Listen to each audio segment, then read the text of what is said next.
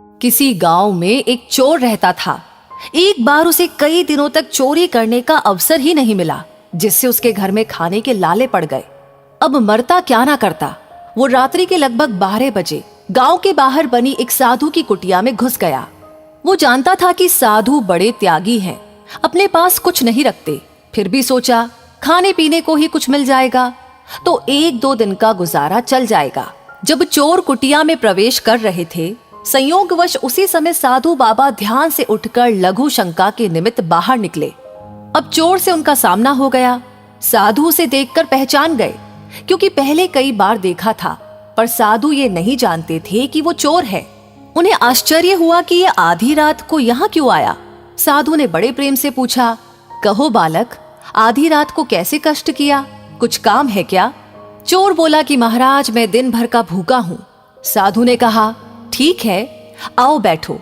मैंने शाम को धूनी में कुछ शकरकंद डाले थे, वे भुन गए होंगे, निकाल देता हूँ, तुम्हारा पेट भर जाएगा।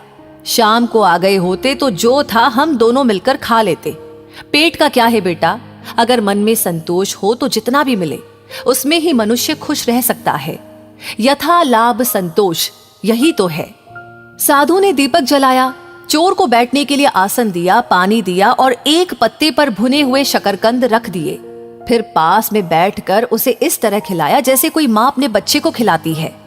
साधु बाबा के सद्व्यवहार से चोर निहाल हो गया। सोचने लगा, एक मैं हूं और एक ये बाबा है। मैं चोरी करने आया और ये इतने प्यार से खिला रहे हैं। मनुष्य ये भी है और मैं भी हूं। ये भी सच कहा है, आदमी आदमी में अंतर, कोई हीरा कोई कंकर। मैं तो इनके सामने कंकर से भी बदतर हूं। मनुष्य में बुरी के साथ भली वृत्तियां भी रहती है, जो समय पाकर जाग उठती हैं। जैसे उचित खाद पानी पाकर बीज पनप जाता है, वैसे ही संत का संग पाकर मनुष्य की सद्वृत्तियां लहलहा उठती हैं। चोर के मन के सारे कुसंस्कार हवा हो गए। उसे संत के दर्शन, सानिध्य और अमृत वर्षा दृष्टि का लाभ मिला। एक घड़ी आधी में पुनिआद, तुलसी संगत साध की, हरि कोटि अपराध। उन ब्रह्मनिष्ठ साधु पुरुष के आधे घंटे के समागम से चोर के कितने ही मलिन संस्कार नष्ट हो गए।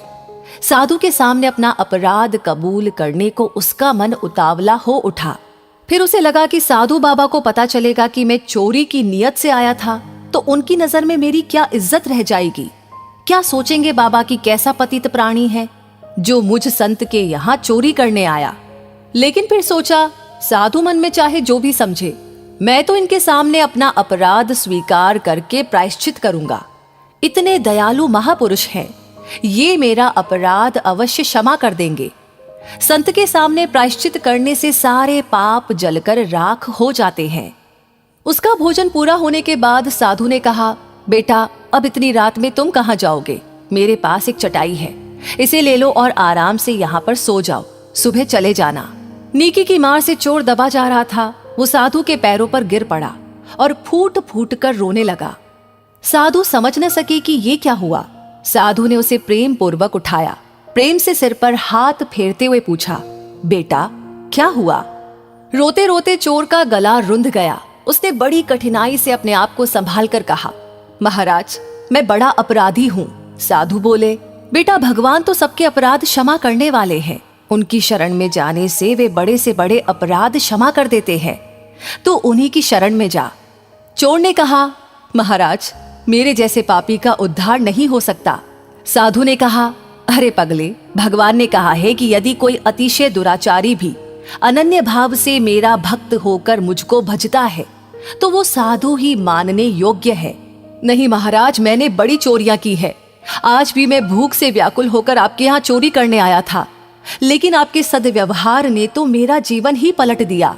आज मैं आपके सामने कसम खाता हूँ कि आगे कभी भी चोरी नहीं करूंगा, किसी भी जीव को नहीं सताऊंगा।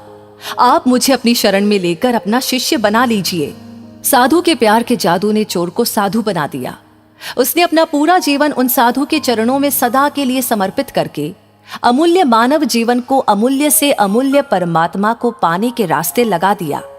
महापुरुषों की सीख है कि आप सबसे आत्मवत व्यवहार करें, क्योंकि सुखी जीवन के लिए विशुद्ध निस्वार्थ प्रेम ही असली खुराक है। संसार इसी की भूख से मर रहा है। अतः प्रेम का वितरण करो। अपने हृदय के आत्मिक प्रेम को हृदय में ही मत छिपाकर रखो। उदारता के साथ उसे बांटो। जगत का बहुत सा दुख दूर हो जाएगा। सदैव खुश रहिए।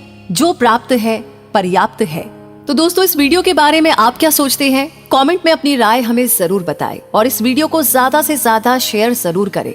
आपका हर एक लाइक, हर एक शेयर हमें मोटिवेट करता है ऐसे वीडियोस पर काम करने के लिए, ऐसी कहानियां आप तक हर दिन पहुंचाने के लिए। साथ ही हमारी हर वीडियो को सबसे पहले पाने के लिए हमारे पेज को फॉलो करना ना भूलें। धन्यवाद।